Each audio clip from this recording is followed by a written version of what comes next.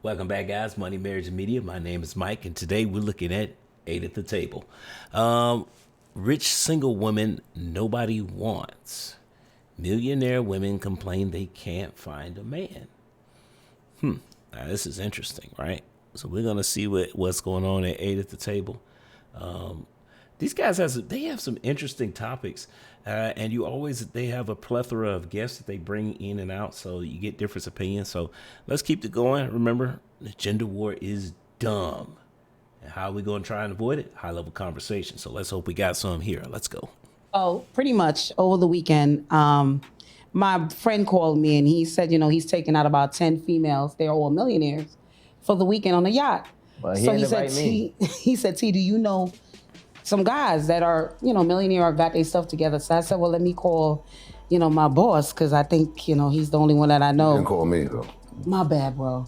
Next time. But we healing. I'm about $40 shy of millionaire. So. We on the I'm about 940. 1,000, yeah. Don't forget the 1,000. But go ahead, I'm listening. So I called my boss, and that's, Alan. I call Alan up, and I'm like, listen, you the man in my book. Wait, okay? see, Alan is married, okay? Yeah, but he has friends. All right. So I was like, listen, he might know some brothers that are financially okay that he could refer to. So he said, yeah, but T, they got to find him some fixer-uppers. So I was like, fixer-upper? He said, yeah. He said, a man that got their bread together, they don't really care to search for the woman that have their, they want a woman that make them feel easy, not somebody that they're competing with. And True. it was like 2 days later after I spoke to my friend again, he hung out with the women and he said, yo, they're gonna be by themselves. And I was like, what do you mean? He said, T, I was telling him what Alan said, and he said, Alan is absolutely right. He said, a lot of times women that are financially up there, they don't want to settle and they want to be the boss. And most men don't want to settle for that. So he said they need to find a fixer up, somebody they could fix their teeth, get their credit together, and build that man, like build a bear. And I was like, damn, that's how it is. And my friends say, yeah. So do you ladies think? Ooh, child. Unfortunately, they're 100% right. And this is not a new concept. I think high level conversation comes in is that where they take it next, because the easy answer is, oh, he's just intimidated by you. No, it's because remember, relationships are about balance, right? So if the man is already expected to be strong, leader, ambitious, right? We're expected to be those things. We're not looking for those same things, because if you're those same qualities, that means that all we're going to do is butt heads. We're supposed to complement each other in relationships. So let's see let's see where they take the conversation. A loaded question. Let the guests go first. I feel like it's all about dating what you can tolerate. Like I personally, there's something that comes with everybody. Like everybody need to be fixed in some type of way. But I feel like you have to know what you're willing to fix and what you're not. Like I need somebody that got they money together. Okay. But if most women say they're not willing to settle, how is, never mind, let me go. like nice things. And I need my man to be able to give the same thing that I can give in that way. So yeah, I feel like everybody is different, but Translation. I want him to do the same things that I'm doing. That doesn't work long term. I just cannot be the girl that's fixing the teeth and doing all of that stuff. I can't do that, bro. That's a lot. I feel like I can't do that. Okay. Sounds like a no. Is she a But I think multimillionaire? it's a struggle for women that are. Is she a millionaire? That's probably why she can't see herself doing it, because she don't got it like that. She probably wouldn't have been one of those women that was on at that event or whatever. Financially, because of they already have it in their mind. Because my friend was saying the ladies is like, they don't want no broke dude. They got to have it together. But the thing is, you already have it together. So why not meet somebody that you could at least help? So they were like, no, they don't want that. I mean, in a But certain way. It's called being shallow. Because again, I tell you all the time, instead of trying to lead with money, you lead with the dime. You lead with discipline, integrity, morals, and ethics. You lead with those 4 things. Money is irrelevant. Because again, honestly, the women that she's talking about, that's really what they're looking for. Because most women will take those 4 things will be a way that, like average men, how we can balance the scales when not being rich. Because I don't care who it is. Most women, they want a man of integrity and discipline. Why? Because women don't like cheaters, not when they're getting married. So, it's interesting that I always find these conversations interesting because I've yet to, most of the time, you don't hear women talk about that most of the time. And it may be the audience that will look into that are in these conversations, but most women want to talk about how much money he makes or what he does for a living. And that's really like a surface level thing. I mean, because most of the time women are doing that to disqualify certain men. That's all that is. A man that already have his own, I don't think they care to compete. So I want to know from your perspective. You're a man. She's That's, right. Once upon a time, I was open to dating somebody that was not in my tax bracket or not, didn't have her shit together and probably wanted to, because I mean, you look for somebody that's genuine, right? And genuine people don't come with money all the time. You understand what I'm saying? But trash also comes like that too. You understand what I'm saying? So I mean, it's a double standard to me. What's he saying? Because you don't know where you can find love at. You can find love with somebody that's broke. You can find somebody but I think that men are more intimidated by women that got their stuff together. Why is that? That's I think because men are used to being providers. Men are used to being, depended on. So when a woman has her stuff together, it feels like, what is his purpose in her life? But there's way more purposes than just that. But to the average. But here's the problem, though. If the majority of women, if that's their main focus as far as how they qualify men, then the alternatives for men never get fleshed out. We never talk about it. So why is a guy going to develop that part of himself? Again, high level conversations, because if they start going if he can actually go into detail about it, I'll be very impressed. But it's hard to do that when the majority of women are not going to acknowledge it. That's why a lot of times it comes off as intimidation, because guys don't know what to do with that. It's like, oh, okay, well, you don't need me to provide. Okay, well, every other woman does, so I don't know what to do with that.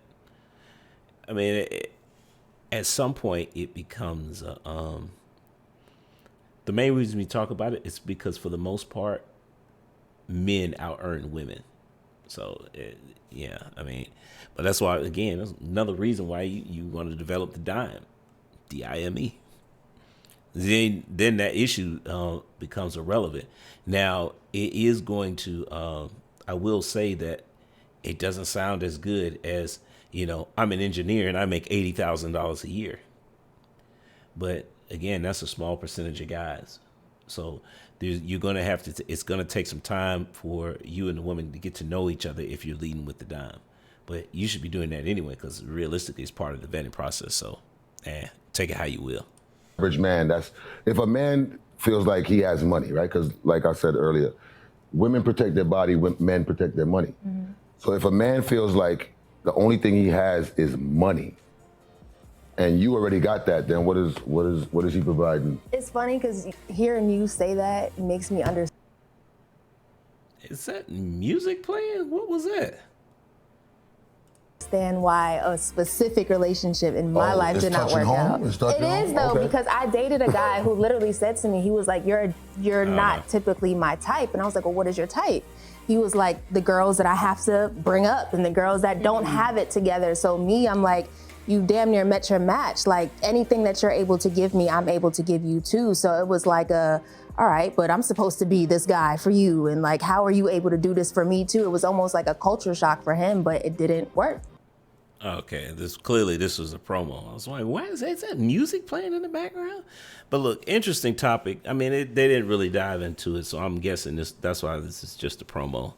But it does spark a conversation, though, because, high earning women, what kind of guys do they go for? They go for guys that lead with the dime. Self-discipline, high integrity, high on morals and ethics. That's what kind of men. That's what kind of men they go for. What that man is doing for a living does play a part. But that's a different conversation, though, because again, most guys, most guys are average and they have average jobs. Women with money, if they're looking for a family, they're gonna be okay with it as long as you're being fulfilled at your job. If you're gonna sit there and talk about you hate your job and all this other stuff, that's a different story. And if you're with a man who's like that, and you're a high earner, good luck, because that man has to find something that is going to be fulfilling for him. Because again, it's not an ordinary relationship in that he has to find something else to keep him going now. Because a lot of times, guys, we will tolerate jobs that we hate with a passion if we're able to feed our family, because that is a motivating factor for us to get up every morning to go to work. But if that's not there, then we have to figure out other ways of being fulfilled. So, I mean, that's a tough category, and a lot of times, especially because a lot of times women can't help with that. Sorry, it's just the way it is, But this was a good opener, guys. I'd love to hear your thoughts on this. Because what should high earners do? Because this is a problem in our community. Well, why? Because ultimately the message out there is that women can't be high earners if you want to get married. You need to choose family first. Okay, then what are we telling our daughters when they're let's say they're 8 or 10, and they're smart? Like, what do you tell the high school student who's got a 4.0 and is taking all advanced classes? But she wants a family. Well, you're wasting your time taking all those advanced classes and learning all that stuff. What do you tell the girl who's getting ready to graduate with college? She's got a 4.0, and she's a bio major, and she got into med school with a scholarship. What are you supposed to tell her? Like, if that was my daughter, no, you need to go to school. Because that's a chance, that's an opportunity of a lifetime. Now, you tell me you want to get married, that's cool. Dad will be there to help you vet the man properly, who's not going to take advantage of the fact just because you're a doctor and be a bum and live off of you. Definitely not going to have that. But this whole notion that, high earning women, if you're going to, you have to choose between either your career or your family. I don't believe that. I believe that if you are a high earner, I think you have there are options for you, but you have to be open to them, though. See, I think the biggest problem right now with high earning women is that they want somebody on their level or higher. You're cutting off a lot of options when you do that. If you really want marriage and family as well as your career, then you're going to have to bend on who it is that you're actually out there looking for. But again, that's why I say, if we look for a man who's leading with the dime, that cancels that will definitely open up your options. Because the other thing you have to accept is that you have to be okay with being the breadwinner. It doesn't necessarily mean remember, being the breadwinner is not being the head of the household. Man, that's still a man's job. But it is what it is. We'll get some more on that topic, because that is a great topic, and it's not a lot of content on it. So that may be something that we'll just reserve to talk between me and you, and no reaction video. I think I'm gonna call those. I think I might start a series on that. We'll probably call it like a talking head video or something. Not necessarily something for you to just watch, just minimize and listen to the conversation, or play it in the background or something like that. But something to think about, right? But I'm gonna say goes to the next time. Peace. Thanks for making it to the end of this video. But do me another favor, like and subscribe, but also check out these here. Either subscribe or watch videos, one or the other. I don't know which side, but hey, all right.